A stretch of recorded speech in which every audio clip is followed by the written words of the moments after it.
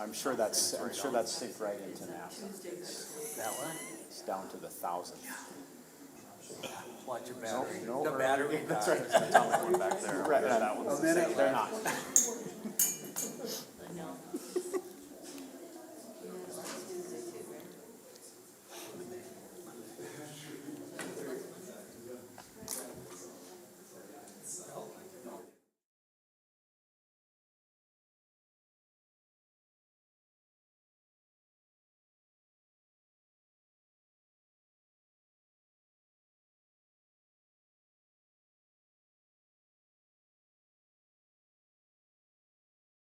Call to order the Tuesday, May 28th meeting of the Grand Forks School Board. First item on the agenda is the Pledge of Allegiance. And a reminder to those who may be joining us for the first time, the flags are here at the front of the room. I pledge allegiance to the flag of the United States of America and to the republic for which it stands, one nation, under God, indivisible, with liberty and justice for all.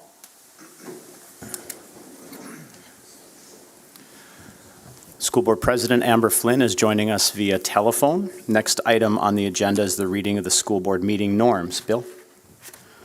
Okay.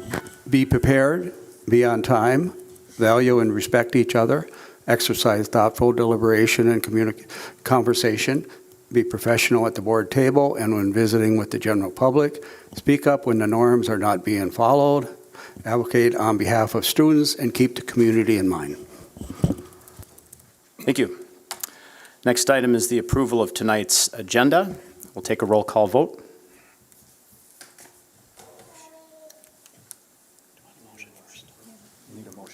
We'll take a motion to approve the agenda for tonight's meeting.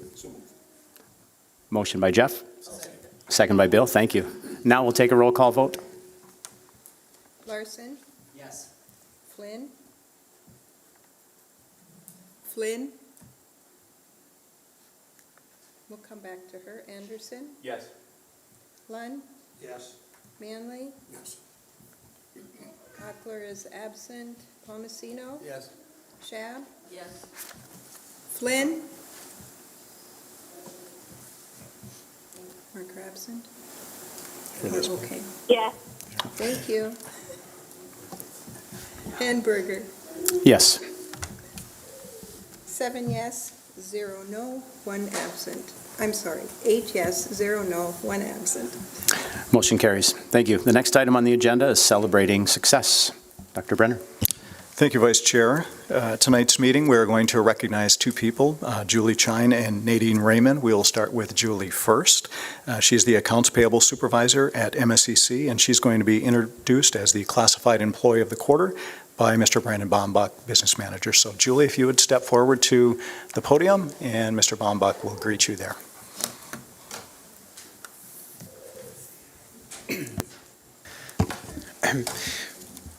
Members of the board, I'm really excited to be up here today. I normally get to address you, as you know, from the table over there, and this is the first time, maybe the first time I get to do it from up front, and this is already way more fun, so excited about that. Today we're getting together here to recognize the achievements and the dedication of Julie Chine. She's our Accounts Payable Supervisor. I'll just open here with a couple remarks here. There are many unsung heroes in our district, but only a few have really a unique mix of qualities that make them deserving of our community's fullest gratitude. Someone whose commitment is truly felt by both the school and the community. Julie has these. I highlight just a couple of them. So the first one I'll highlight is commitment. Not only does Julie show up each and every day ready to put in the work, but she's been doing it for 28 years. It's a big commitment. Further, when the work week is too busy to complete all tasks, it's not really uncommon that you'll find her in the evenings or weekend hours here at the school district putting in this time. The acts demonstrate her willingness to shoulder the work when the team really needs it, and I sincerely understand and appreciate what that takes and that level of commitment, so thank you. The second quality would be inspiration. The reason she puts in the time is really truly about the mission of the school district. In the business office, we don't really get the privilege of seeing kids in the hallways every day to be inspired or reminded of the mission, but we don't lose sight of it. She knows the importance of her work in supporting the students, and she takes it seriously. Even far from the classroom, she personifies the why of our district and carries that inspiration with her to work and takes a lot of pride in her work. The third quality would be grace.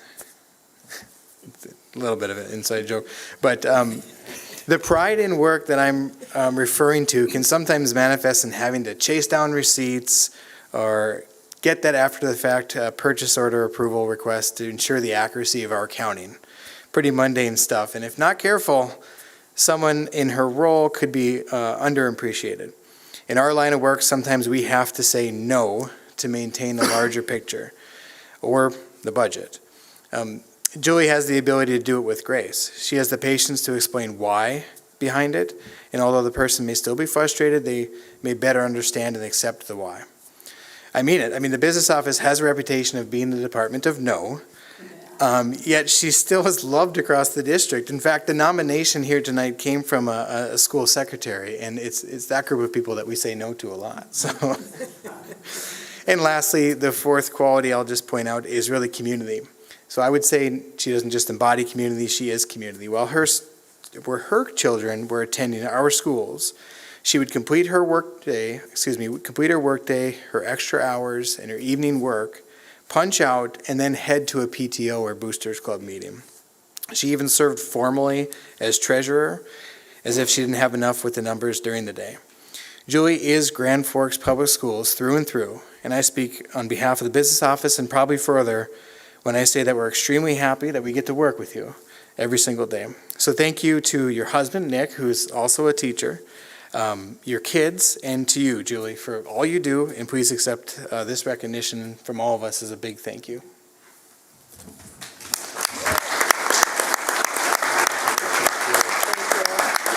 I'll just say, sorry. I just wanted to say thank you for the person that nominated me, and then also to the people in the district that I work with, because they make my job easier and makes me enjoy it every day. So thank you.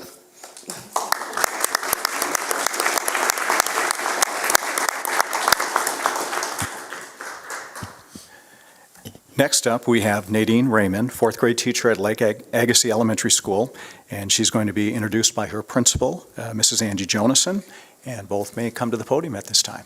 Thank you.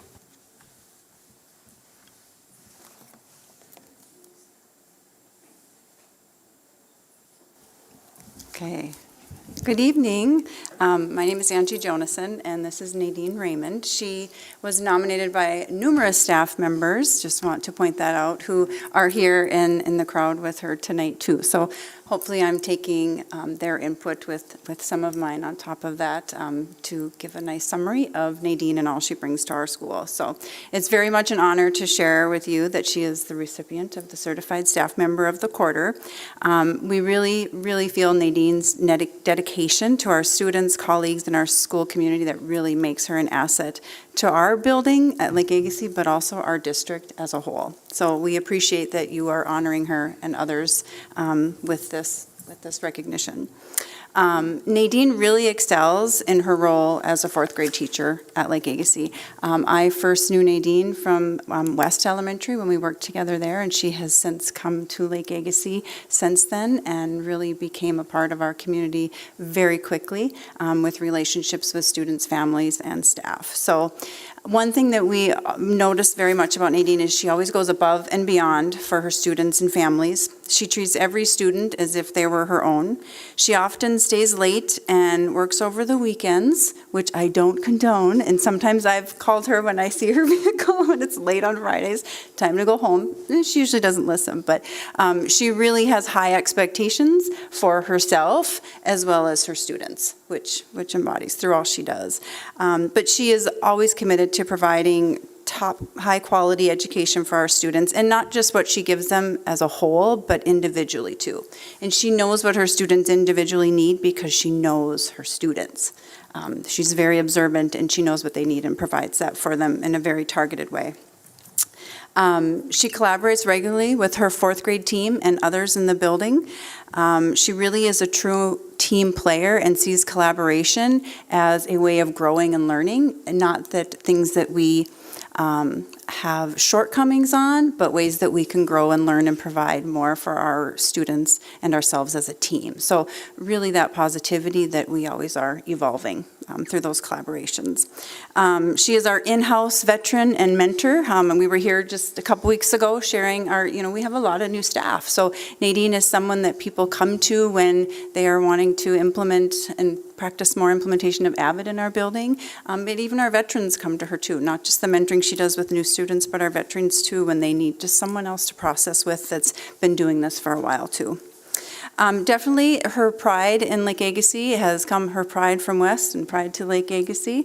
Her room still has some green in there, but she bleeds a lot of yellow and purple too, and not just Vikings yellow and purple.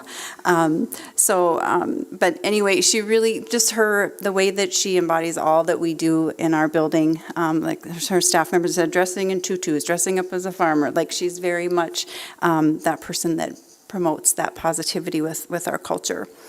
Very enthusiastic with that. And one thing that someone noted too, that we shared too at school and celebrated, that when we've been short-staffed custodial-wise throughout our building throughout the past couple of years, and there was an evening where Nadine was caught vacuuming classrooms one evening because it just needed to get done. So it's what she does without needing the recognition. But I also have photograph evidence of her painting, not vacuuming, but painting at West, our lunchroom, remember, when we needed to update that? So you know what, we didn't have people to paint, and her and some team members painted. So really, we just wanted to share this, her commitment to our students, families, colleagues, and the community is really commendable.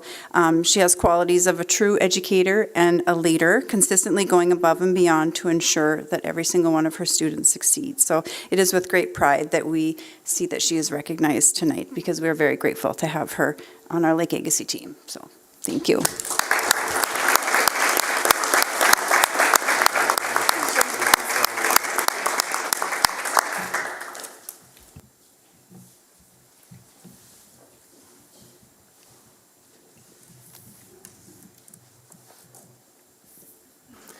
The next item on our agenda is the public comment period. I don't have any cards turned in. Is there anyone wishing to provide public comment? Okay, thank you. We'll move on to the superintendent's recommendations for discussion. The first recommendation involves an update of RTI rider time. I believe Catherine Galatch will take the first step. Yes, and Dr. Arison and Dr. Walters and some members of what they call their guiding coalition, some teacher leaders, are coming to present with us tonight about what they call rider time. Rider time, in a nutshell, is a response to intervention program that they put in place during the school day. And what it does is it affords kids access to highly qualified staff, some of them that are with you tonight, so that they can help them fill whatever the gaps are in their learning. It could be acceleration of learning, it could be teaching and reteaching, it could be enrichment opportunities. And I'm just really proud of this team for taking this leap of faith and trying to figure out a daytime program to help their high school kids achieve at a higher level. So I will pass the microphone over to Dr. Arison. All right, thank you. Thanks for having us, board members, tonight. We appreciate being here and sharing with you a little bit about what's been going on at Red River this year in regards to our response to intervention. Before I get going, I'll just read to you the definition that we go by that's really helped guide us in this. And our goal is to ensure high levels of learning for all students by creating a systematic process that provides every student the additional time and support they need. And so with that, everybody has a little bit of, every student has different needs. We have almost 1,200 students at Red River. You can imagine the wide array of needs that our students have. So if you look at the definition on the slideshow, it says not responding is a response. We're equally responsible for what we don't do. So as we move forward with our RTI program, we ask ourselves why a lot. Why are we doing this? Why are we going forward? What are we seeing at our school? And really, the one thing that kept popping up to us, and I don't want to talk a whole lot about COVID, but it really changed the dynamics a great deal with our students. And we started to see grades dropping, a high level of students not passing classes. We started to see a slight dip in our graduation rate. Our attendance, just like all schools, was going way down. And so there's just some key indicators that said, hey, we need to look at this and we need to try something different. We need to see what can we do different for our students at Red River. So some of the assumptions that we go by is not all students learn the same way. Not all students learn at the same speed. Some students lack prior skills and knowledge. Some students lack proper behaviors. Some students, have a different home life that really doesn't allow them maybe the academic success that they would want. And so we looked at some of these fundamental assumptions that really we see on a daily basis in our students.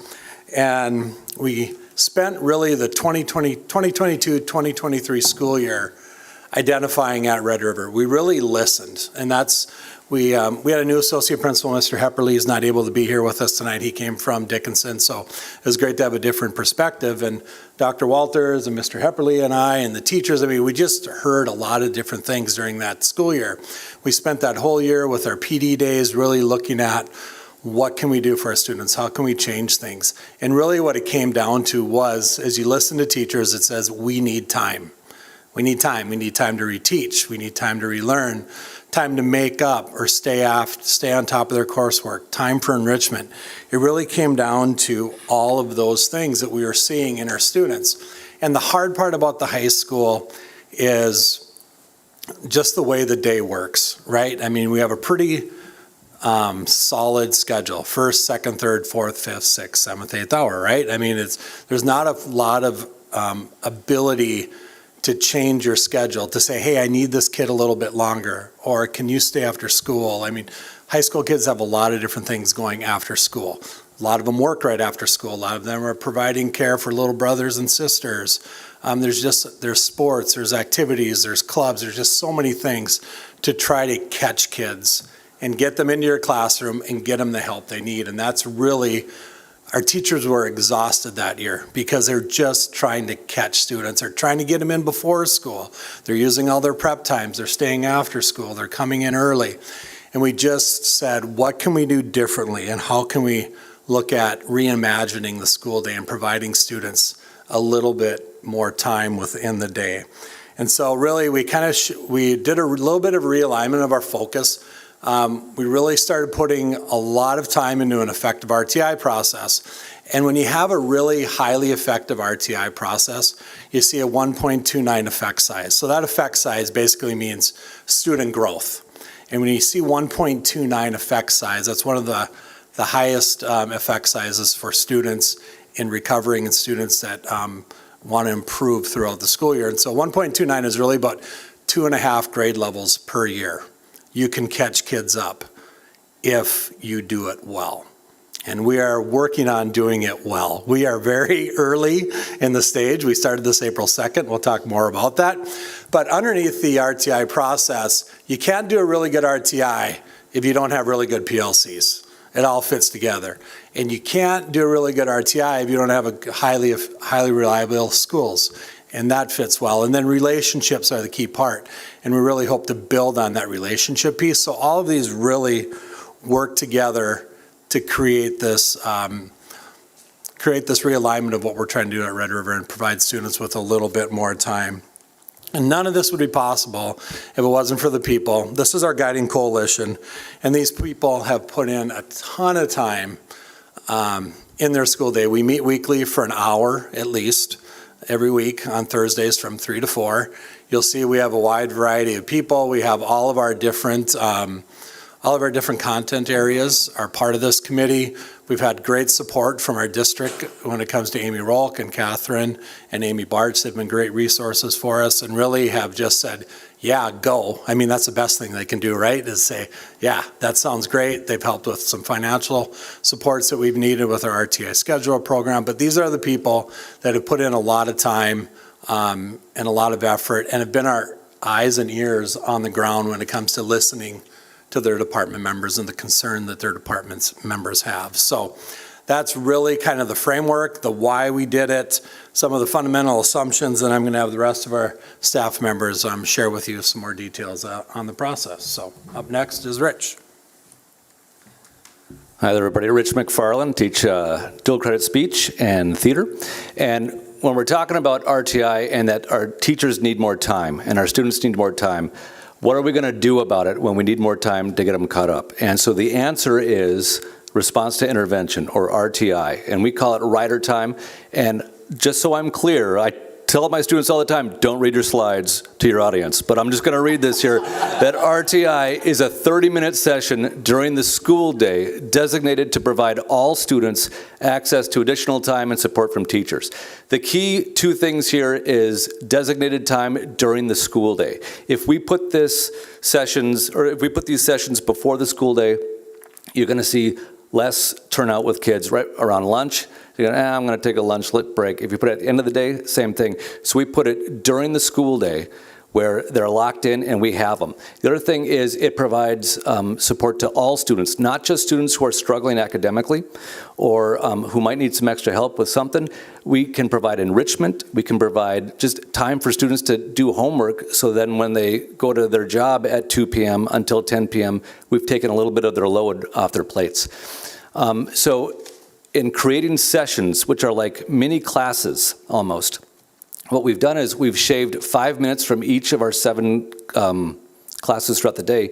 And so we have a 30-minute session where teachers can design various types of sessions. They can have, our 3 types are interventions for students who might need more help. We have a study hall type session for students who just need, hey, can I just get some more help on this homework? Or can I just have a quiet place to work? Absolutely, we can do that.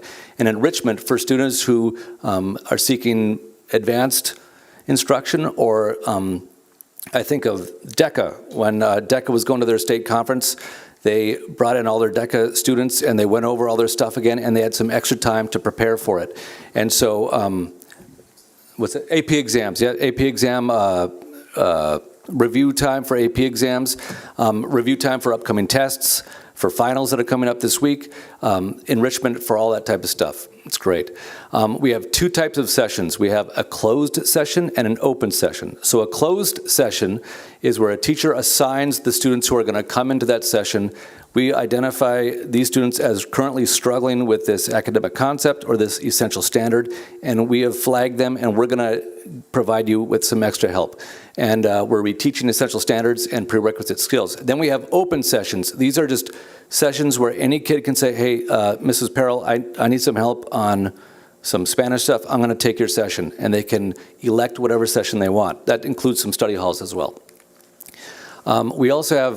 We use our PLC time for priorities to determine who gets the first shot at the kids.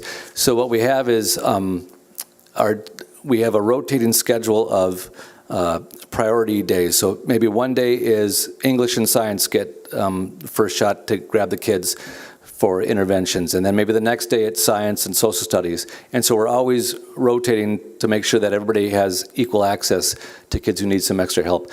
We also have open sessions, like I said, like study hall for making up missing stuff. And then enrichment can be both open and closed, where it might be open, just, hey, come on here and I'm going to teach you some more stuff, get you a little bit further, or maybe it's a closed thing like a DECA or an AP exam prep course. And so how did we get here? In August, and that formatting didn't quite work with this thing, but I swear it was all lined up, I promise, all right? In August, we attended an RTI conference in Seattle. It was a good time for 14 teachers and 3 admin. It was great. So then from September to May, we've been meeting every Thursday, like Dr. Arson said, for an hour after school. And then in March, we flagged that as this is when we're really going to hit it. So at the end of quarter 3, all the classes, both freshmen, sophomores, juniors, seniors, all had an individual meeting class with admin, and they explained, here's what RTI is, and here's why we're going to be doing it, and here's how it's going to be beneficial. And then as a guiding coalition, we flagged April 2nd as the go time of when we're going to start this. And so on April 2nd, couple, learning curves, but we started up, and you're going to hear some great feedback from some students. But that's how we got to where we are right now. Oh, and I missed this because it didn't get lined up. That parents were emailed a FAQ and a video from Dr. Arson describing everything for the for RTI. And here's Dr. Walters, everybody. Good evening. I'm Darren Walters, one of the associate principals at Red River. And as we started putting all this together and we looked at our RTI team and our rider time, we said, what are the benefits of this and where are we going to get to? And one of the things that we wanted to really push with this was increase student agency, giving students the voice in what they needed. And that's where we came up with, students are able to pick where they're best served. So if they want enrichment, now if they get put into a closed session by a teacher for intervention, that's us choosing to help get them where they are best needing that support. The other part it's helping do is drive our PLC time as well now as we look at departments planning how they're going to cover these RTI sessions, and then also what standards they're going to cover and how they're going to work to see which students are struggling or what types of supports they need during that time. So those are the two biggest things that we've taken as our focus with that as we look at it. And then the other thing, as we have this effective rider time, what we're seeing is that there's a guaranteed time. Again, it goes back to that piece, time.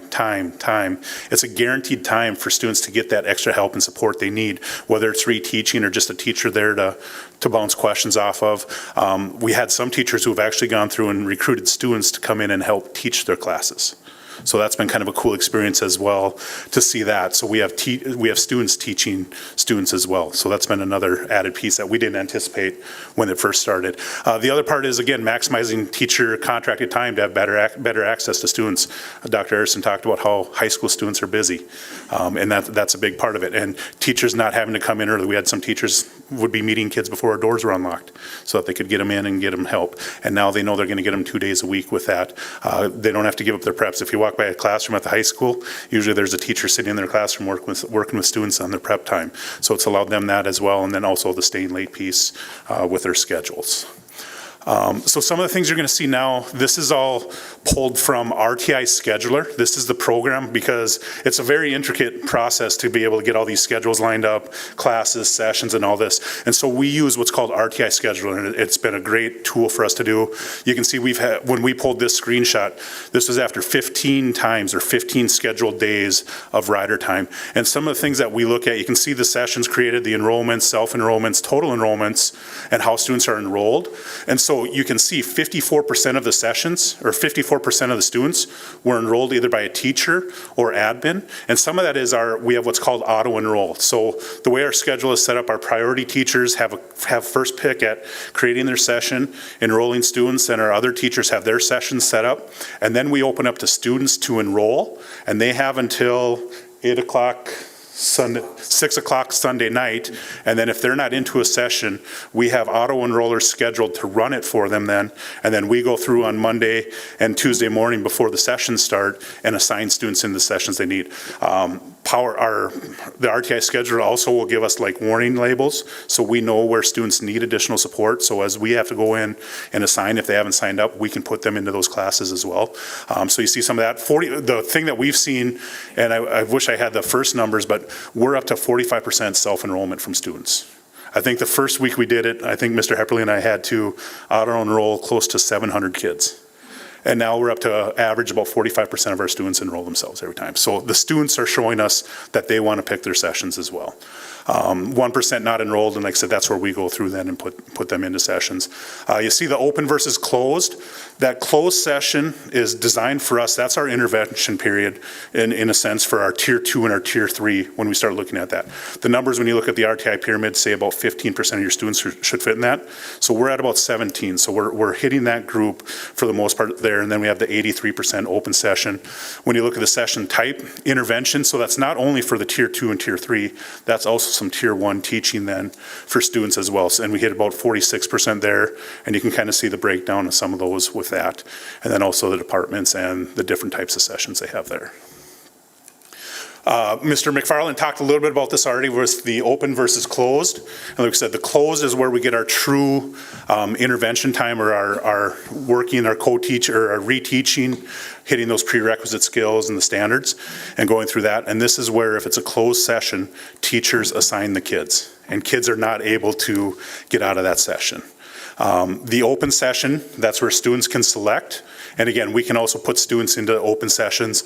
And we actually, teachers have started, and this is one of the things we've learned as we've gone through, teachers coordinate with each other. Say if Mrs. Perrell needs somebody that signed up for Mr. McFarland, she can shoot him an email and actually pull that student out of Mr. McFarland's and put that student into her session if they know they need intervention help there too. So that's where we've had some flexibility. And again, the RTI scheduler has been a great piece to do some of that. Just to kind of give you an idea of what it looks like, these are just screenshots from RTI scheduler. And we put some up for every single department so you can see. It gives us the department, the teacher. You'll see the very first one on there, we have a common study hall for juniors and seniors only right now. And we open it up to 150 students in our commons. Our counselors have been helping support that, and they're interacting with kids, working with students there. Those are students that are doing well and don't necessarily need that all the time, or the intervention all the time, or the support, so they have the ability to stay there and work. Students aren't allowed to leave campus, so we have to find somewhere for them. And it's actually been pretty good. That number continues to drop every week we have it, though, because kids are finding they'd rather be in sessions with teachers. And then you can see some of the others. Our counselors set up credit recovery sessions with students who maybe didn't earn a credit from the first semester and their credit recovery options. So our counselors are working with kids, different departments. You can see, though, a lot of those are just enrichment or interventions on that side. And then on the far right, you can see where it says the enrollment, that's where the open and closed piece is. That tells you those sessions, and then you can see where students have signed up for them. And like I said, so we put in some different ones so you can see the AP U.S. history preparation. So that's an enrichment session to help kids study for the AP test as we got towards the end of the year there. Our ML government help sessions, that was a closed session for our ML students directly related to their government class. And group, if I miss any that you think we should talk about. Oh, another one as the test coordinator, NDSA makeup. So we were able to use this as well to try and improve our participation numbers for our NDSA makeup. And so we were able to offer a few different sessions through that with our science teachers. Our math department has done a really nice job. They sit down every week and determine who's going to take which type of math class. And so students might have Algebra 1 with one teacher, but they get assigned to a different math teacher who's taking Algebra 1 that day. So it's a chance for students to interact with other teachers as well who maybe see a different learning style and things that way as well to help them with that. Again, you can see some of our multilingual with Lexia and writing composition. PE has used it as a chance for PE makeups, some additional strength training and things that way as well. And then again, our counselor credit recovery stuff, and then you can see the English department and our FACS. Our FACS is you have used it for the sewing support when they were doing their sewing units and things that way as well. And now I'll turn it over to Mrs. Perrell. I am Emily Perrell, and I am one of our Spanish instructors at Red River. So I get the job of sharing all the feedback. I think it's because I'm really good at like feeling things and that kind of stuff. So we sent out our survey last week to our students and staff, and so I don't know if the end of the week or the end of the school year, the last full week of the school year, is that great to send out a survey to see how things are going, but we did.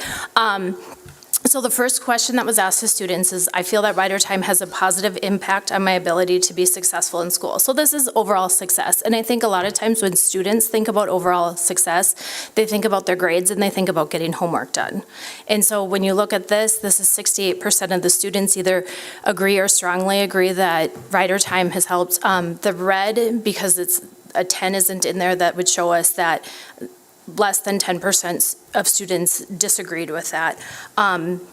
So that's where we are. I think starting out with 68% is a pretty good way for us to get going with this. The next one is, I feel that Rider Time at Red River has a positive impact on my ability to master the content. And I think this is something that was probably different for students to think about, because when they think about mastering content, that's probably a little bit different than being successful in your classes. So is this really helping you to master and be able to do all the things that we're asking you to do as teachers? And when we looked at that, that was 58% of students agreed and 20% said they were unsure. And I think that that's something too to take into consideration, because we tried this fourth quarter of the school year. I know that there were some students, especially seniors, who felt that we were ruining their senior year because we were doing this to them during the fourth quarter. But we were very intentional with the guiding coalition because we knew that there would be things that we would have to fix and change and kind of modify. And so being able to do that fourth quarter gave us the time so that as the guiding coalition, we can come back and really look at those things so that next fall, when we continue again, we know what things we need to address. I do know, too, that there were some people who just said, it looks a little bit different quarter four. How is this going to look? And when we get especially to the teacher feedback, I know that I had a couple of conversations with people who said, I know how it looks now, but how is it going to look during the other parts of the year? I know what it looks like at the end of the year, but I don't want to commit too fully to anything. Good for them. Because it is true. The different times during the school year do feel different and do have that different flavor. So that's something to be mindful of. Just a couple of things. I personally like the second one where some students said, I don't love it, but I don't hate it. And I think as far as a high schooler is concerned, that's pretty good. Yeah, exactly. And, students have said getting the time to do the work and it's built into the day. Other things, being able to work just in smaller groups. And then I get more attention from the teachers. So those are things that students are responding to. And another thing, I love it because I can get my homework done and ask questions when I have it. On this slide, it says, I would like to have it at the end of the day so they can get help from the teacher instead of it being after second period. And that's something, too, that we talked about. You can't have it at the beginning of the day, you can't have it with lunch, and you can't have it at the end of the day, just because all students have different means. And if we had, some people would have an extra long breakfast or extra long lunch. And so it goes into one of those equity issues. If we're talking about all means all, we need to make sure that it is within our school day to make sure that it happens. And then there was a thank you from a student on one of the survey too. And another student said that just math makes sense now. It was described to me again during writer time and now I get it. So those are some things that it's showing us for a good chunk of the students, the 70 to 80%, that they feel like it is having a positive impact. So we also asked teachers again, last full week of the school year, we sent out a survey, how are we doing? So this was great timing. And when we had that, we had about 63% of teachers said that they either strongly agreed with the fact that writer time was having a positive impact. And about, 25% were just said either NA, I don't know, or I don't really agree or disagree. And I think that was kind of something that I talked about before, that teachers said, this is the quarter four of the year, what is it going to look like at different portions? We're just getting started, and I don't feel like we've had enough time for me to fully commit, and that's something that I really respect too. We also asked about having the number of writer time sessions per week. Currently, we have it locked in with 2 because we want to make sure that we're not having too little time, but also having too much time for students and to be doing writer time. That will end up going backwards for us, because if it's not valuable time that we can maximize, then we don't want to be doing it either. We should be in classes. So when we look at that, let's see. I didn't write notes. How much is 78? Thank you. Yeah. Yeah. So about 78%. 70%, I'm so sorry. 70% of teachers said that was good. And then again, with this agrees or strongly disagrees, that was there. And then we had a double slide. Some feedback that we got from teachers. The first one said, I found that we found something that has finally protected more of my prep time so I can focus on what my students need for future lessons. And I think it's also really important to note that when we have meetings after school, such as IEPs or 504s or any of those other things, as teachers, we are forced to kind of decide, is it better to go to the meeting that I have with the Guiding Coalition, or should I be staying back with my students and that kind of stuff? And, I feel for me personally, I have fewer students who are coming in during my prep or after school. But that would be just my opinion. Another teacher just said the more we do RTI and we get the process down, the more I like it. And some other things, teachers said that they appreciate the writer time for their AP classes, for AP exam review. And there are a handful of students who probably would not be passing my class if it were not for writer time. Rider time is convenient to address students' needs, and it has been helpful to have time during the day to meet with students, reteach, and provide interventions. Another one, the advantages definitely outweigh any of the new challenges of incorporating a new scheduler system. And I think that that was something that people were probably most nervous about is, that 2 days a week, first hour was no longer going to end at 8:50. Now it was going to be 8:45, and what would that do to our schedules? So anyway, that is the last part, and I'll invite my team up here for questions. Thank you. And I forgot to mention earlier, I do have just an additional document in the board packet. It's nothing to present, but it was just more to give you guys a little bit of background information and kind of show you what we have done to get to the point that we are today. And so that's really the reason for that little 2-pager in there. That was a presentation we used with MSCC and as we were talking with teachers. So it's been a very, very positive, like Emily said, to take this on fourth quarter, there was a lot of debate whether this was the right time or not, just with a lot going on. And I think we are really, really glad we did because we figured a lot of things out and how we can do it better. And really, to be able to take 1,200 kids and about 90 staff and manage those schedules and get kids where they need to be and teachers where they need to be. And then you have subs coming into the building on some days. I mean, it's been a lot of work, but I think in the long run, it's definitely benefiting our students and benefiting our teachers because they are getting some of that time back and they are better able to meet the needs of their students. So overall, I think it's been really good. We're looking forward to next year. I know we've had a lot of meetings on what next year will look like, and we've set some start dates and kind of moving forward. So that's where we're at right now. If anybody has any questions, we'd be happy to take them. Any questions or comments from board members? Dr. Lund?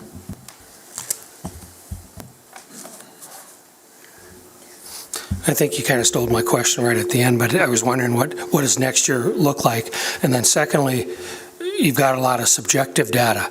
Is there some way of getting objective data that said, student 25 did so much better because of RTI? Is there going to be some objective data that we're going to be able to look at and say, yeah, this really did make a difference? Yeah, exactly. So fourth quarter grades will be coming here shortly. So I think that'll be one of our first data points that we look at is how many students perform better as a result. I mean, do we have more students passing classes than we did before? I think that's our first one. I'll let Dr. Walters talk a little bit about what their CAPS team does every week on Friday. So our CAPS team consists of our associate principals, our counselors, our social worker, and our special ed coordinator. And we meet and we use a couple different tools. We use Panorama, and we look at the risk index there. And then we also look at the risk index in PowerSchool. And we have documents that actually show all of our interventions that we've attempted and things that way. And so one of our things that we're going to incorporate is some of the data related to the grades, RTI sessions, because we're able to go and look at a student that maybe we've identified as a tier 2 or tier 3, and we can see the RTI sessions they've been in and see if we need to maybe do a little bit more of the closed session scheduling with them and things that way. And then also to see if we're seeing those improvements or where we're seeing them as well with certain teachers and things that way. So. Just a follow-up comment. Being a pediatrician, I know not to look at May with ADHD kids. And I think a couple of you spoke about it. I think it'll be much more important when you do it year-round and you see what kind of changes are we seeing throughout the year rather than just April and May. Yep. Other comments, questions? Dr. Schaap. So kind of to follow that question, can you talk just a little bit about what were the barriers to getting it started? Just some of those barriers. So for me, looking as an outsider, April seems really late because you went to a conference in August. So just talk a little bit about that process. I think some of them, and I'll let everybody speak up, but I think some of it is just trying to get staff to understand what it was and how it worked and determine how we were going to roll it out. Like we said, just how do you create another set of schedules that are going to be inputted? How do we create the sessions? How do we get students into those sessions? There were so many logistical pieces that we had staff asking us, well, how do we do this? How do we do this? And we're like, we don't know yet because we haven't gotten that far. So really, we wanted to make sure we took our time, did it right, planned it out appropriately so that when we presented it to the rest of our staff, because our guiding coalition would meet with their PLC groups and take care of a lot of that, but then being able to make sure they had the ability to answer questions, administration would stop in those PLCs, answer questions, and really make sure we had it laid out correctly before we did it. And we knew, even with starting it in April, that we were going to be adjusting things as we went. And we had a few hiccups, especially with the RTI scheduler as we were going. And so finding ways to adjust that, working with teachers on how to create the sessions, how to label the sessions, and we're still doing some of those things as well. And I think the big thing too is being sure everybody understands and everybody's on the same page. There's nothing worse than launching something big like this and not having all the I's dotted and the T's crossed. And that's really what we spent all our time on. We had October PD Day. We used some building level PLC days to do some training. We used our PD Day in February to do some more training, because the instructional practices are slightly different than what teachers do on a regular basis when we are teaching our class, right? Now we're pulling in students, especially in our intervention periods, who didn't get it the first time. So redoing it slower and louder doesn't work. Teachers had to come up with different types of instructional practices that they needed to do in order to be effective with that. So it really was just a lot of front loading, a lot of questions, and just being sure everybody was comfortable when the launch happened. So that's kind of what took us a little bit longer. And there were some other things in the middle there. We had about a 2-month time period where we wanted to be sure the launch was right. You know, we met with MSCC, we met with our teachers, we met with GFEA, we met with just a lot of different people, because to change a schedule in the middle of the year is really big. It's big for our students, it's big for our families, and we have students upset. Some of our students who probably gave us low marks are because they got out of school 10 minutes later, right? Because we shifted their schedule, and they were a little late to lunch, right? They got to lunch 10 minutes later. Well, that threw their lunch off. So there was a lot of different things, a lot of moving parts. We had to work with Central a little bit because we share some teachers, we share some students. So there was just a lot of things that needed to be done and planned out to be sure that we could launch it and it would work. So, yes, good question. Monty? Dave, I have a question. Monty first, and then we'll come to Amber. I just want to say I applaud you guys for starting in April. That's a tough time to start. Right? Like, I know I have a senior at home, and so, you know, we don't want to temper the waters too much in April. So kudos to all of you guys. And I think it would be interesting to find out when you get to that point, like when the grades come in, right? Like in April, how many of those kids that were close to not passing a class or not graduating, we know those kids exist. Like, how many of those kids are now graduating or have passed because of this last quarter of interventions? So I just think that's just a wonderful way to end the school year for kids who are at risk. Second, I think it builds the thing you don't see here, and the thing that it won't measure is the relationships that are built with those kiddos who are at risk and who perhaps didn't feel like they could ask questions during class time, right?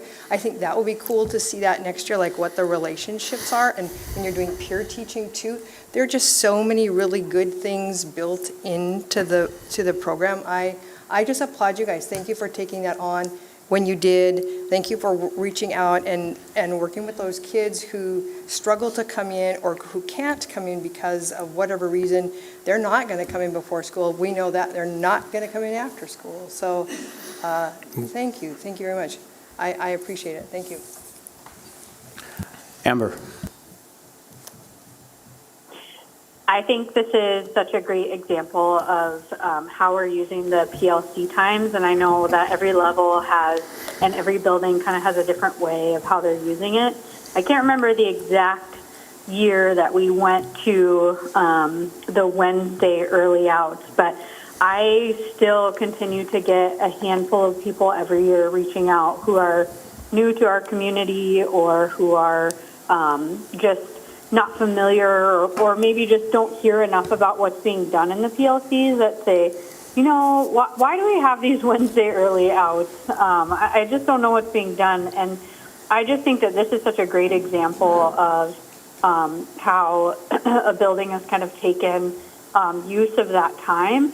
And I'm just curious if at the high school level, if you do any internal communication, or could you, with parents to just kind of keep that in the back burner of like, this is why we have those early outs, not because we want to, just hang out in the staff lounge, but because we're actually intentionally doing things that better the experience for your kids. So just curious if you guys do any internal communications of kind of telling that story, or if that could kind of be something that might be useful.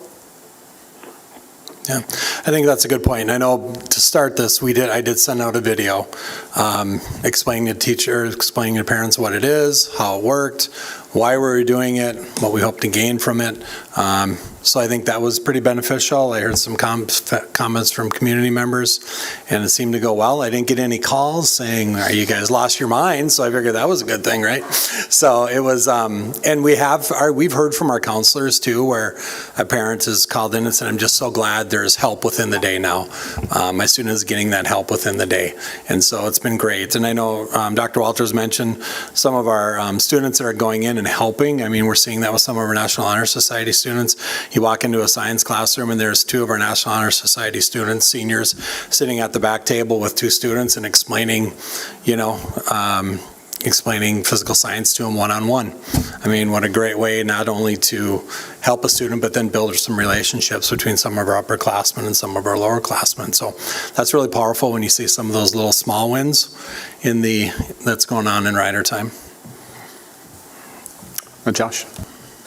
Just a question on the closed versus open sessions. Mm-hmm. So in your education on this and putting this all together over the last months, is there a percentage, right now you're at about 17% closed session. Mm-hmm. Is there a sweet spot there that you try to get to, 50-50, 40-10, whatever it is?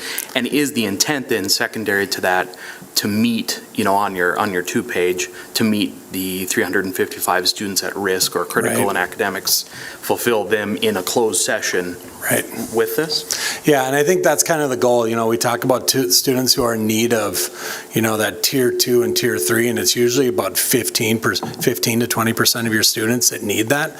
So we're pretty close to that, and I think some of those other students, like you said, those 350, those are students that have a D or lower in a class. So some of these students are technically passing, with a D, but we would like to get them up to a higher grade. If you have a D, obviously you haven't reached the priority standards within that class. So our hope is to take some of those students that are lower and get them up there. And some of that could be an intervention, and some of that could be just some extra additional one-on-one help, reteaching some concepts in a study hall type session or something like that as well. So 15 is pretty good, but you're right, that 355, we need to get those numbers down.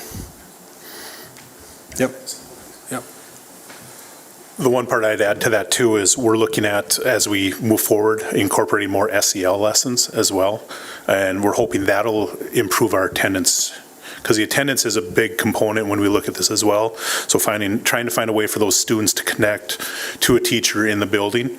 So then if we can get them drawn into that teacher's classroom, we might have a student that says, I need help with math, but I really like my speech teacher and I want to go sit in Mac's room and work on it. And so if we can win that battle of getting them to actually be in school, we want to see if that's going to impact that as well with that. So the goal is we're going to start to implement more types of sessions as well, but we wanted to focus on the academic and the intervention component with it right now.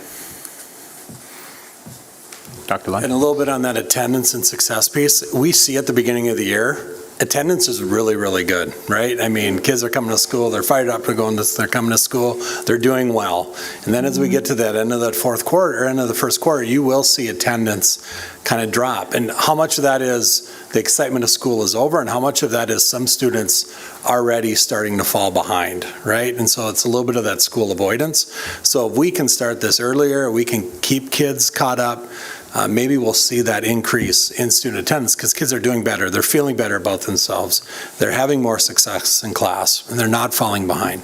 And so hopefully it's a combination of the academic support and being successful, and we'll see some of those things change in a positive direction. Probably more of a Catherine or Dr. Brenner question, because it always intrigues me when we have multiple schools. So we find out in the next couple of years, this really works well. rider time would not work well at Grand Forks Central named rider time, but how do you extrapolate? Because every school is unique, but every school also has very similar common problems, common type of student issues. So how do you look at, and of course, community's a total different model, but how do you look at something if this is successful? How do you look at, well, what do we do for the students at Central? Yeah, the question goes not just to Central, but it goes to all the secondary buildings, and I'll assure you that every one of the building administrators is not either watching this right now or going to watch it asynchronously, because they are highly interested to see what the results are. And again, I'm really proud of this team because they decided to break the mold and do something differently, and change is hard, and sometimes change can be glacial because people aren't sure of what they're getting into, because every one of our buildings recognizes that additional daytime interventions is important for kids. And so it's a matter of how do you do that thoughtfully? How do you do it to make sure that you're not violating the teacher's rights in their contract? How is it a plus add for students and the educators? And I think that's exactly what they've devised right now. So every one of them is looking at engaging their staff in a similar process, but you have evidence today that we really need the staff to identify the why. And without that piece, we can't just plop something that is going well at Red River on top of any of the other buildings. So it's a work in progress, and they're ready to roll up their sleeves. I just would like to echo what Catherine said, and I think that so much of the success that we found at Red River is truly because I think a lot of this came from some of our professional development sessions that we had 2 years ago, where we had a group of teachers who were together in a room, and we're like, these are some problems that we've been seeing. This is my 14th year within Grand Forks Public Schools, and there are a lot of the same things that are happening. It's different students, but it's the same thing. And I feel that a huge part of the success that we found at Red River is because we had a group of teachers who cared and went through. Our administrators listened to us. Even having Mr. Hepperly with some experience from outside this district was able to help us with a little bit. But we've had a lot of, very intense conversations, some difficult conversations too, to try to figure it out. But I think our biggest thing is just finding a way that we can do better for our students and all of the students at Red River, because it takes all of us to be working together to make a difference for our students. So I think that that's truly the biggest way that it is powerful. And so once, like you said, Catherine, once teachers and administrators within a building find their why, they'll be able to find a way to make it work for them. If the godfather of the RTI pyramid, Austin Buffum, if he was here, he'd be super proud of all of you for taking the leap of faith. And, one of the things that really hasn't been said, but while this might seem small in nature to start the final quarter of the school year, it's transformational as far as a philosophical shift. Because what we all know, and we've heard this before, is school culture will eat structure every single time. And the master schedule is the structure in the building. So what you've done is you've blown up the master schedule. That's no longer the constant. That's the variable. And the students are no longer the variable. They're the constant. So I just applaud you for this kind of work. It's hard work. And I don't know that anybody in this room realizes or will recognize how hard this work is to get to where you're at. So thank you and congratulations. Thank you. Thank you.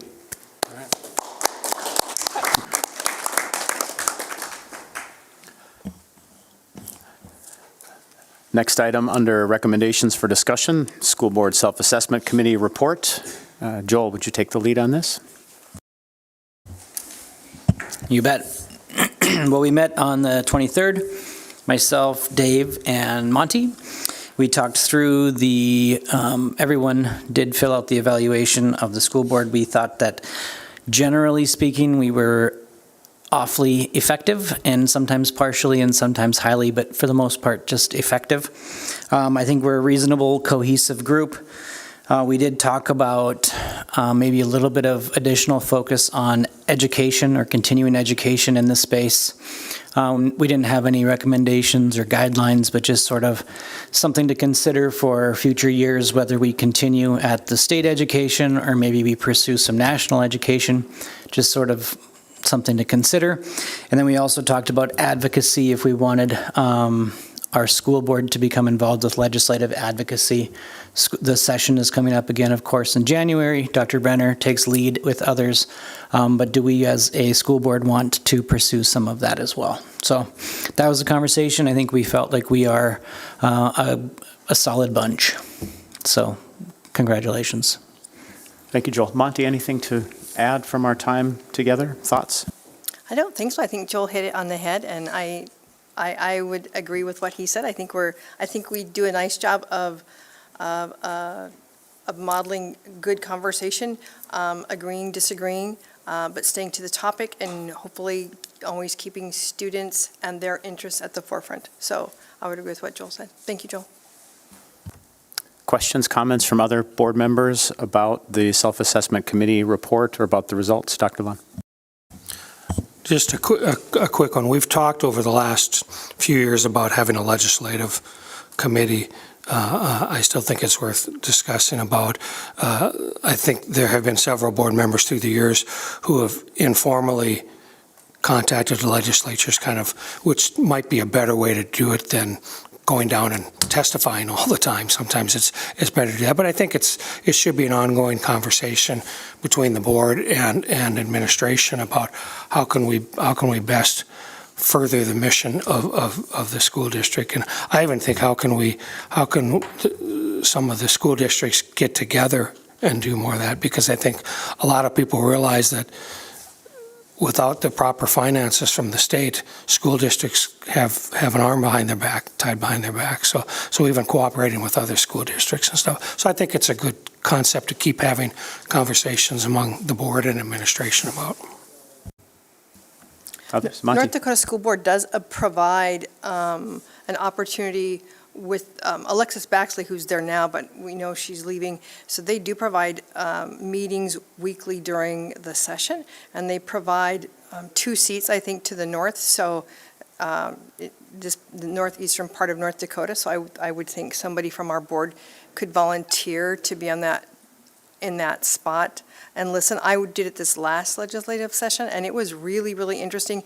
And people from across, board members from across the state were on the call. It was typically a Friday afternoon at like 3 o'clock for an hour, but it was super informative and would be helpful to a legislative group that we would assemble here, because you get to hear about the most, I think, the most important education topics that are being discussed. So just as an idea to be aware of and watch for. Thank you. Others? Dr. Shep?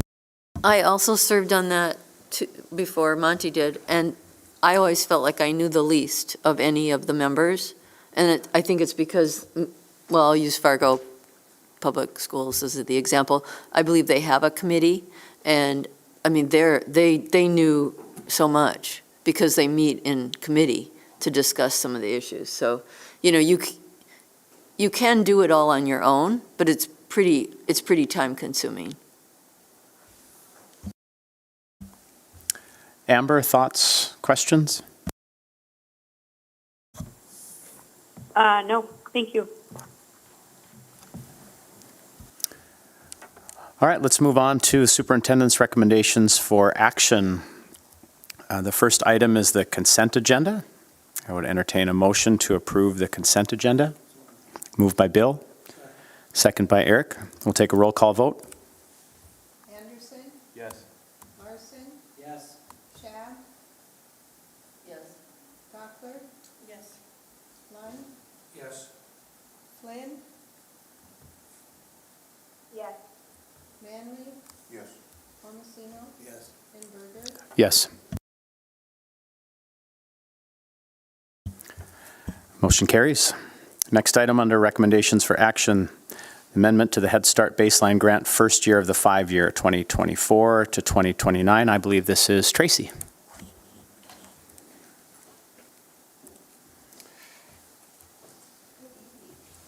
You grab just the button on that. Yeah. There, thanks. Can you hear me? Good evening. Is my PowerPoint? Okay. Did he turn it off?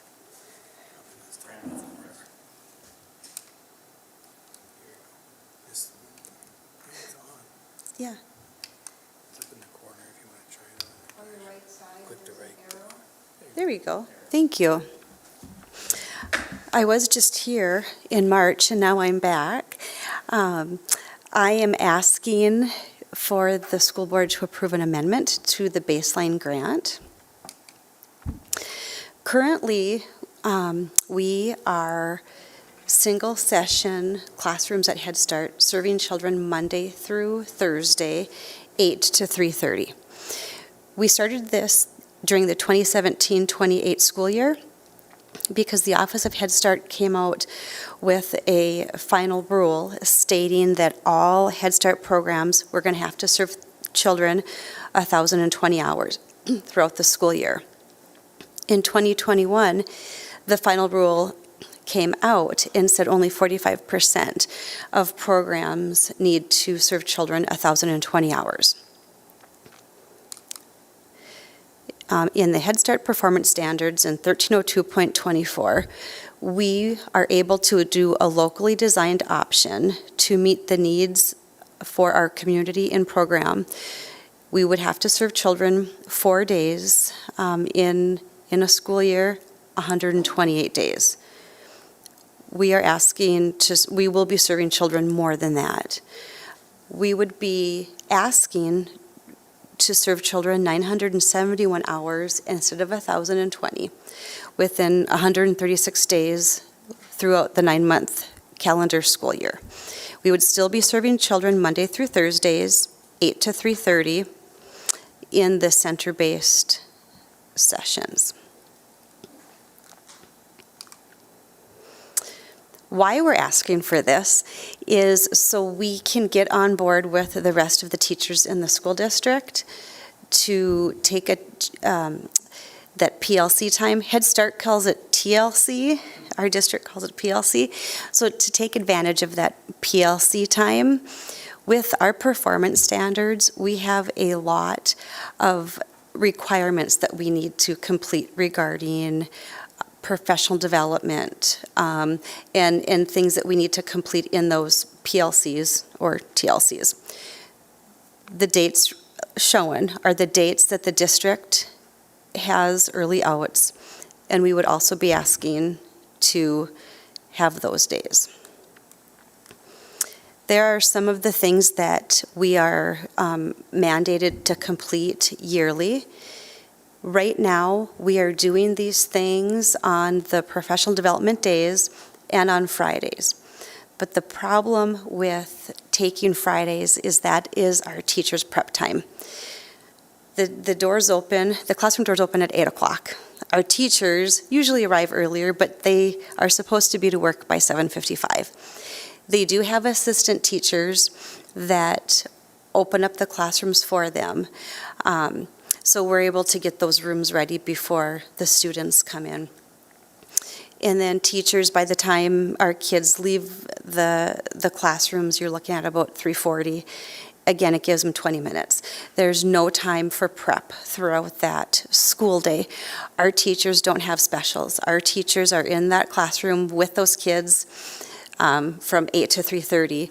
We eat family-style meals, breakfast, lunch, snack. Our teachers are the gym teacher, music teacher, gross motor. We don't have specialists to come in and give them that prep time. So Fridays, that is the time that we are taking to look at MTSS meetings, trying to schedule IEPs on those days. It's really even just hard to have a staff meeting because we are not really abiding by the teacher contracts in giving them their guaranteed prep. By having a locally designed option, having those early outs on Wednesdays to do some of those things would allow us or ensure us to give teachers that prep. Are there any questions with the locally designed option? Questions for Tracy? Dr. Schaap. My only question is about the time for the early out.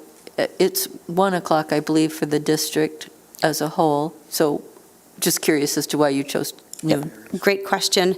We have lunch at 11:30 to 12. Some children sleep. So we have the 3, 4, 5-year-olds. A lot of 3-year-olds, they just conk out. So we were thinking to pick up those children and get them home or to daycare so they can have that nap. We also stagger our times so parents can pick children up if they have children in elementary school, middle school, or high school. So we stagger those times to allow parents that time for transportation as well. Others? Dr. Lund? Well, I was just going to say that middle school's out at 1 and elementary's out at 1:30 for that same reason, so that if they have multiple, so there is a variation. Am I right, you two? Yeah. Other questions before we move on to the cost of living adjustment? Okay. Amber?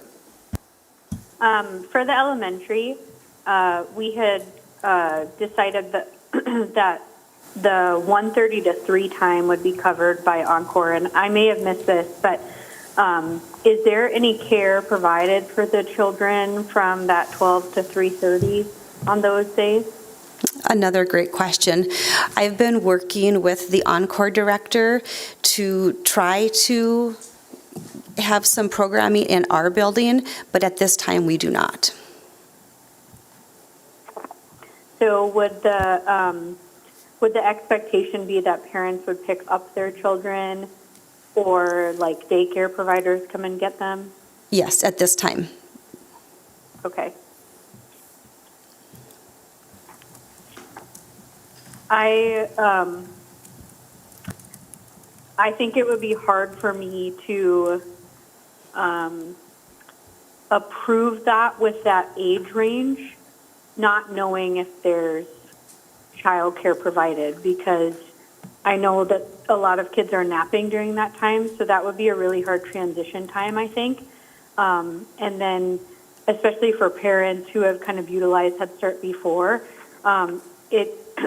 I know the attempt is trying to mirror what the district has, and I support doing so for all of the stuff that needs to be done, but to not have childcare for those kids in the middle of the day, in the middle of the week, I think would put a burden on a lot of families.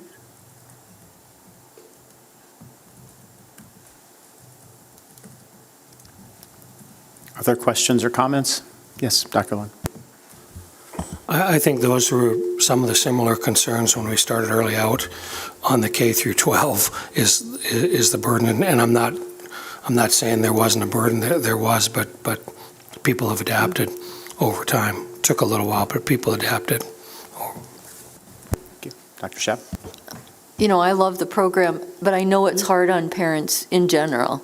I work with families who have really benefited from your program, and getting there and getting home is a challenge. So I don't know that it's just one more thing that people would have to kind of plan in, and I think we have to look at this similarly to the previous presentation, where you're seeing a reason to help teachers get more time. I know those Head Start teachers work hard and need that planning time. So even though I look at this early out, the other thing, the dates really are, I know it's the district dates, but they're not always that easy to know which one it is. Because, you've got September 18th, and you've got September 2nd and 16th. I mean, it feels a little bit jarring, but I know that's the district's decision. So I would support it, because I think in the long run, it's benefiting the kids. Any others? Yes, Dr. Lund.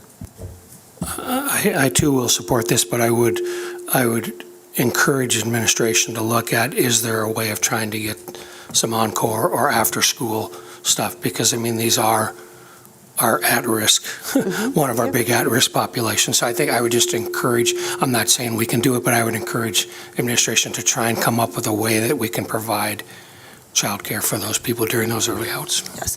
And Kayla and I have been in talks even to see if we can get Encore from 3:30 and on. That hasn't worked out.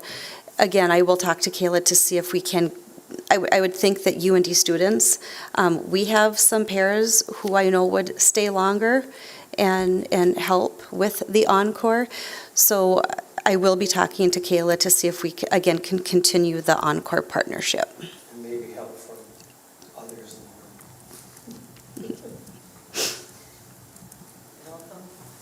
I have one more It all comment. comes down to money. Yeah. Amber, please. I would, just comment on something Cynthia said. I always know when there's an early out because I think the district does a really good job, not only at the building level, sending newsletters, sending emails, seesaw, but we also get a text from the district every early out day. So I may not remember the exact Wednesday, and I find out that morning, but they're always reminding us to not let parents kind of just let it lapse. I will say that overall I support making things similar. I would like to see a really strong attempt to have childcare, especially because of that kind of midday nap in that age. And I also think it would be important that if we haven't secured childcare, that those who are signing up for next year, if this gets approved, I would just really like to see that it's very clearly communicated that there's early outs. And so those that are signing up have a childcare plan and that they're agreeing to it and that they're okay with it so that the expectation is communicated. We do have a parent calendar. If this is granted, we would add those to the calendar. We also use Seesaw as a form of communication and also Blackboard Connect. I don't think it's called that anymore, but the form of communication that the school district uses as well. And in fact, we do have a lot of children that leave early on Wednesdays. We've only had one early out this year on a Wednesday, but many of our students are picked up early on those days because they're picking up their other children as well. Monty. Plus, Tracy, you guys have your parent committee too, and you have a pretty active parent committee that could potentially help out or come up with some other alternative if you needed to, I would suspect, right? Like, you guys are pretty creative. You'd find a solution. Yep, absolutely. Yep. Okay, on to the cost of living adjustment. Okay. Typically, when I come before you with the cost of a living adjustment, I have to write a grant. For some reason, I don't this year. The Office of Head Start said, here, you can have this money, but you need approval from Policy Council and the school board. So I felt that I needed to write something because it felt weird not to. So what they said is we will give you the $71,940, and it will supplement our salary and fringe benefits. It doesn't quite cover the raises that everybody gets, but that's okay because that's great for staff, but it will certainly help curb the costs for those salaries and fringe benefits. Questions or comments about this portion? Otherwise, the administrative recommendation is to approve both the amendment of the first year of the 5-year baseline grant, fiscal year 24-25, from a duration grant to the locally designed option we heard about, and to approve the cost of living adjustment for fiscal year 24-25 at the rate of 2.35% for the amount of $71,940. So moved. So moved by Monty. Second by Joel. Any discussion? Amber, any discussion? No. Dr. Lund? Well, I'm just wondering if anybody plans on voting no, we should probably split it into two different motions so that people don't vote no for something they want to vote yes for. I don't know if anybody's going to vote no, so it might be a moot point. Do you want to comment on your recommendation? I would support Dr. Lund's recommendation to split it into two. Okay, we have a suggestion to split this into two motions. I'll go back to Monty and Joel then, if you're all right, voting these separately and amending the motion so that the motion on the floor would read to approve the amendment of the first year of the 5-year baseline grant fiscal year 24-25 from a duration grant to a locally designed option, period. Is that acceptable to both of you? Yes. Okay, any discussion on the motion as amended? Hearing none, we'll take a roll call vote. Schaaf, Yes. Manley, Yes. Anderson, Yes. Larson, Yes. Gockler, Yes. Palmesino, Yes. Lund, Yes. Flynn, Yes. Berger. Yes. It is unanimous with 9 voting yes. Motion carries. Now I'd entertain a motion to approve the cost of living adjustment for fiscal year 24-25 at the rate of 2.35% for the amount of $71,940. Moved by Monty. Second by Joel. Any discussion? If not, we'll take a roll call vote. Palmesino, Yes. Larson, Yes.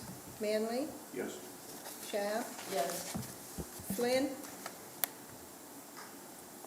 Yes. Anderson, Yes. Lund, Yes. Gockler, and Berger. Yes. Unanimous with all 9 voting yes. Motion carries. Thank you very much. Next item on the agenda, under recommendations for action, the general fund financial statement. Brandon. Members of the board, what you have in front of you on electronic page 140 of your board packet is a presentation of the first 10 months of this fiscal year. It reports at a high level that revenues were just over 112 million, whereas expenditures are currently sitting in just under 97 million. That results in revenues over expenditures of just over 15 million.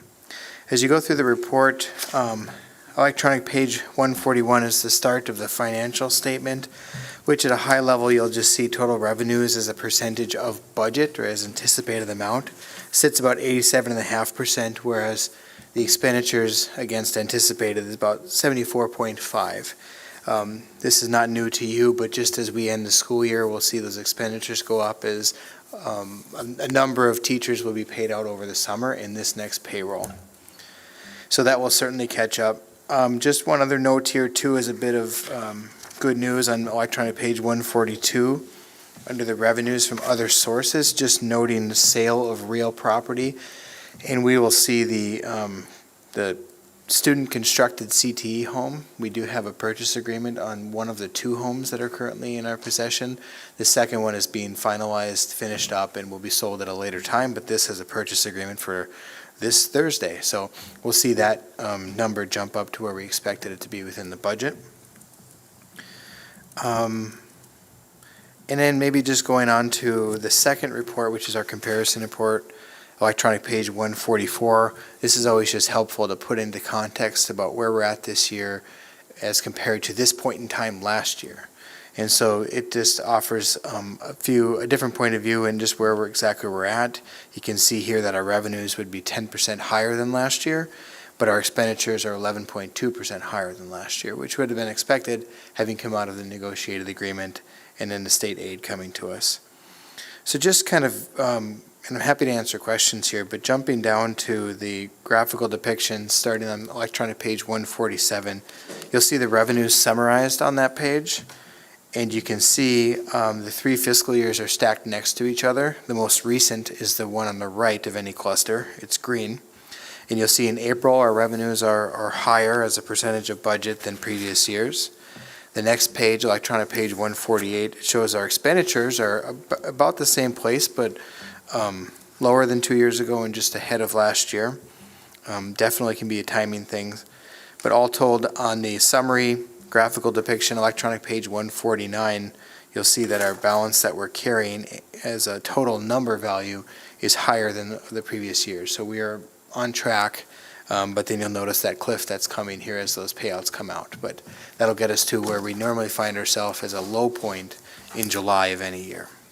So again, happy to answer questions, any part of that report, but just to articulate it, the administrative recommendation is to approve the general fund financial statement for the period of July 1, 23 through April 30th, 2024 as presented. Any questions or comments? Monty. Brenda, I think you've told me before, but where are the houses at that the CTE, that are being built, excuse me, do you remember where? The price point?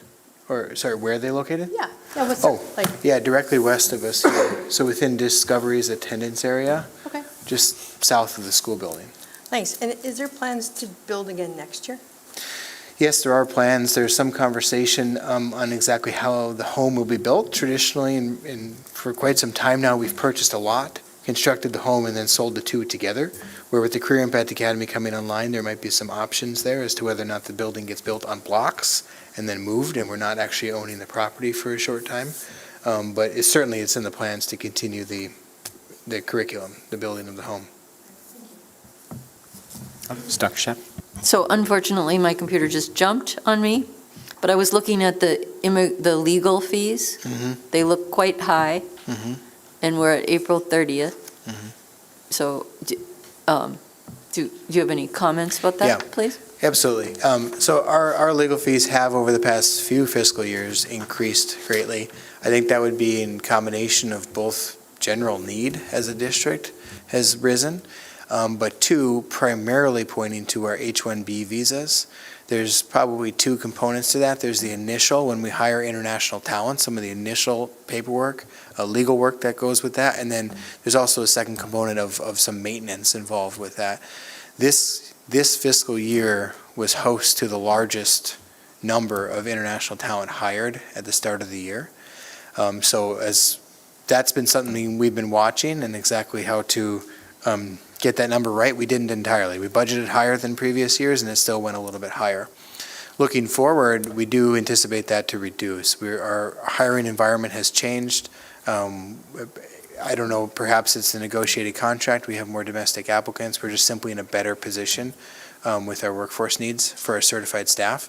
So we are not anticipating more H-1B hires for this next fiscal year.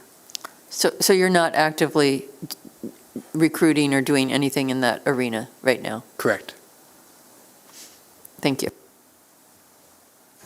Others? Otherwise, as Brandon said, the administrative recommendation is to approve this financial statement for this period. I would entertain a motion. Moved by Josh, second by Bill. Any further discussion? Amber? No, thank you. Hearing none, we'll take a roll call vote. Gockler? Yes. Lund? Yes. Manley? Yes. Anderson? Yes. Tomasino? Yes. Flynn? Yes. Larson? Yes. Shab? Yes. And Berger? Yes. Unanimous with all 9 voting yes. Motion carries. Next item, consideration of use of building fund dollars for leases. I believe this is Brandon and Jonathan. Yes, thank you. I think I'll primarily lead this one, but Okay. you'll hear plenty from Jonathan on the next item for sure. So the Grand Forks Public School District leases a number of different properties or facilities like parking facilities just for its daily operation. In reading through North Dakota Century Code, the building fund is eligible to not only pay for the construction of buildings, but also pay for a lease of buildings and facilities. To prioritize other needs within the general fund, administration's recommending that we start to pay leases in total out of the building fund rather than the general fund, therefore freeing up those dollars for other things. In fiscal year 24, you'll find some of the larger contracts that were paid out. They include, and listed on electronic page 150, the shared use agreement with the Parks Department, and so that's a big part of use of their facilities, ice time, field time, things like that. That gets negotiated every year. You'll see a couple of different parking facilities. Two of those, the Grand Forks parking ramp and the Quest facility, are both right next to Grand Forks Central for parking. Phoenix also makes use of an adjacent United Lutheran Church. Community is a land lease or a building lease with the state of North Dakota. The sales center is listed there, as well as the Mentor Center. And then finally, we also have held within Buildings and Grounds a lease for a maintenance shop that's just off of Washington Avenue. That's where we store a number of vehicles and maintenance supply that's used district-wide. In total, this comes to just over $500,000 that would help in this fiscal year move those funds over to the building fund. And so that's what the administrative recommendation is about, to approve the order to expense up to that amount, which I only use that language because there's still a month or two left here to pay those leases, just in case something would happen, but that's the maximum amount anticipated. And then you'll notice in the second part of that is a concept of doing this more in the future, of making this a habit of paying our leases out of our building fund. My anticipation of doing that would be to bring to you each July on the front end of the leases, here's what we anticipate for the year, and ask for that approval based on the contracted amount up to a maximum amount. So we get the accounting straight on the front end versus coming at the end of the year like this, and then you just have to do the accounting double work involved with putting it in the right place.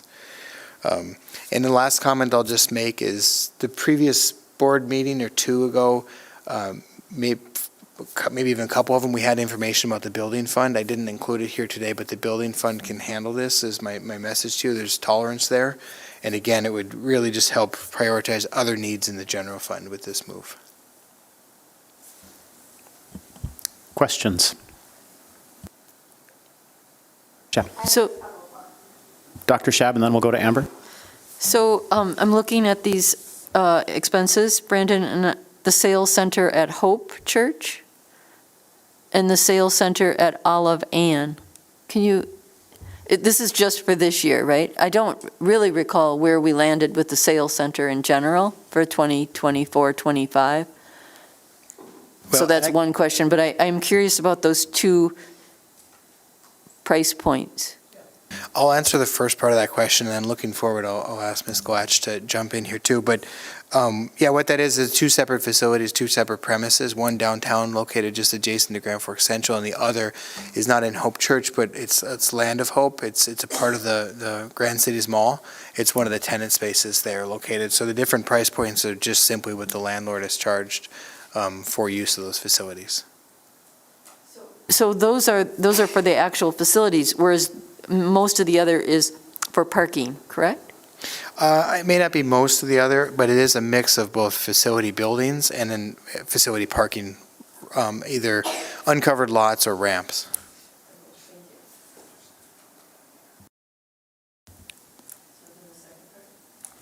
Anyone want to step in about the sales center more generally? Yes, so if you recall back to the budget efficiencies exercise, we are condensing the two programs into one site next year. And so what we call the 315 building, which is the Olive Ann lease, which is the building adjacent to Grand Forks Central, will be the only site that we will be operating next year. And we're letting go of the lease at the Grand Cities Mall. Other questions? Amber? I have a question. Go ahead.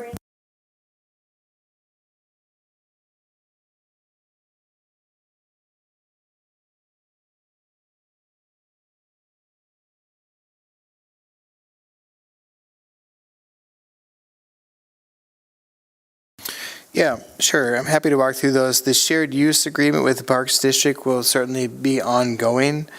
Grand Forks Central parking ramp has been, by all indications, will continue that relationship as it's needed.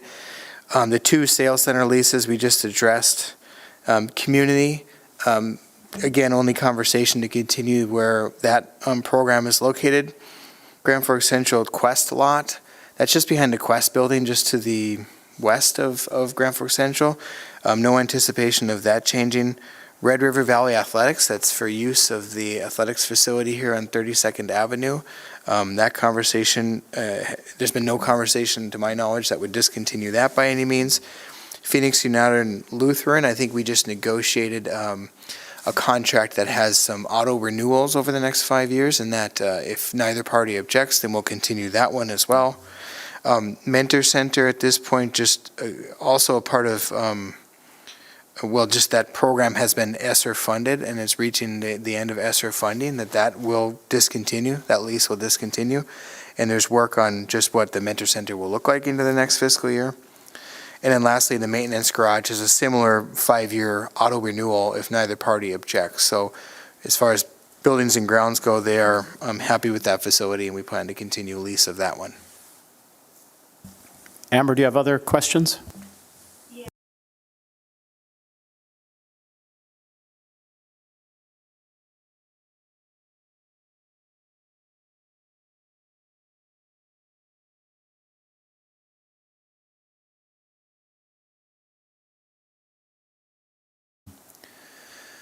Yeah, so we only do that, I believe, on just one occasion, and that was with the recent purchase of the bus barn where Valley Bus operates out of. They pay us rent for that, and because that was purchased off of municipal lease, that's basically a financial tool used against the general ledger, so it goes into the general fund. If there was logic here that we had purchased a building out of building fund, perhaps that could happen, but I know of no such arrangement as that. Thank you. Amber, anything else? Other questions? Dr. Lund? Move approval as outlined by administration. There's been a motion by Dr. Lund. Do I have a second? Second by Dr. Shab. Any further discussion? Hearing none, we'll take a roll call vote. Manley? Yes. Flynn? Yes. Rockford? Yes. Palmesino? Yes. Larson? Yes. Lund? Yes. Shad? Yes. Anderson? Yes. And Berger? Yes. Unanimous with all 9 voting yes. Motion carries. Final item under Superintendent's recommendations for action, consideration of guaranteed maximum price for access control upgrades. Brandon and Jonathan. I'll just do my part to introduce Jonathan Elwine, Buildings and Grounds Director, who's going to take us through this one. Thank you. Thank you, Mr. Bombach and Vice President Berger. This is the first of many GMPs you will see in this project. We're working with our CMAR, our construction manager at risk, to create GMPs, guaranteed maximum prices, for each section of the safety and security. The first thing we thought we needed to address was access control. We had 2 access control systems that didn't really talk to each other, and one where we were losing service on, I believe, at the end of this year. So we thought that should be the first thing we can tackle, and we can do it district-wide. So this work will be completed over the summer with a full rollout this fall. We're actually have the fobs in hand, and we're starting to pass them out to district employees who are returning for next year. But we would like to get onto the full scope of work, and that requires the passing of a GMP. So as far as the safety and security project as a whole, we will be covering that in the Facilities Committee of the Whole, so I ask that those questions be pushed to that. But the administrative recommendation is to improve the guaranteed maximum price for access controls of $292,233. And I'm sorry, but I note electronic page 154 has a breakdown of costs. Any questions? Any questions? Amber? No, thank you. I would entertain a motion to approve the guaranteed maximum price for access controls of $292,233. It's moved by Bill, second by Josh. Any further discussion? We'll take a roll call vote. Anderson? Yes. Flynn? Yes. Gockler? Yes. Larson? Yes. Lund? Yes. Manley? Yes. Palmesino? Yes. Shad? Yes. Berger? Yes. Unanimous with 9 voting yes. Motion carries. Thank you. Moving on to announcements. Any announcements? I just have a couple before we transition to the facilities of the whole. Just want to congratulate Grand Forks Central's Ethan Thomas, first high school track athlete to win the Triple Crown, javelin, discus, and shot put in 109 years, if I didn't say that already. So congratulations to Ethan. Ella Weipert was also a 2-time champion back-to-back at the state track meet in the javelin. And the Red River girls 4x400 relay team were also champions. And Jossie Schiller, again, named Senior Athlete of the Year in another sport from Red River. Congratulations to all those student athletes.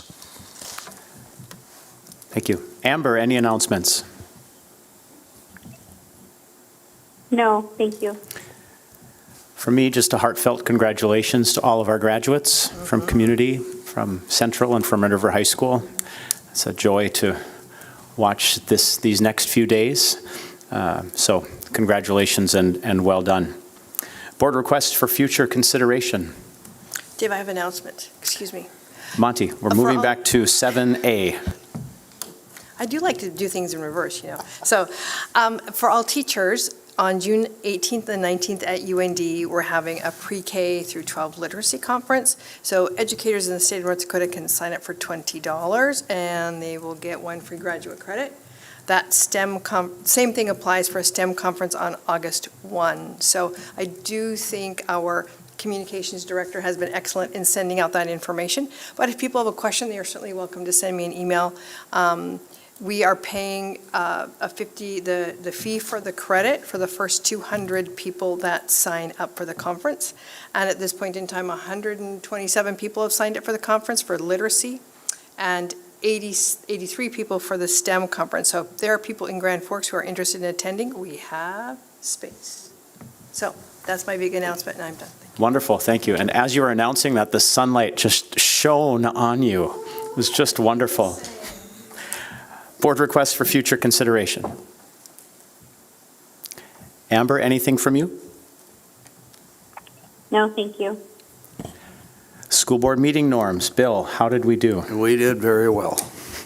Thank you. Also, just want to say thank you for extending grace and patience with me learning this as we went along. So much appreciated.